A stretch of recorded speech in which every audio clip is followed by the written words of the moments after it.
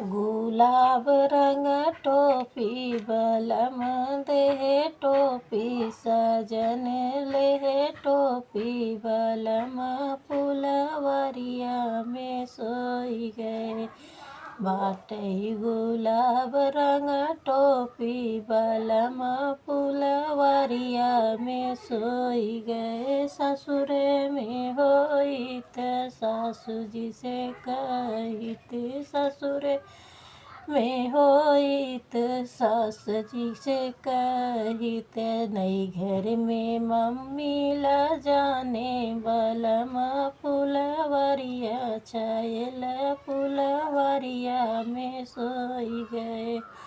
रहे गुलाब रंग टोपी बलम दे टोपी सजन फुलवरिया में सोई गए ससुरे में होइत जेठनियों से कहित ससुरे में होइत जेठनियों से कहित नई घर में चाची ला जाने बलम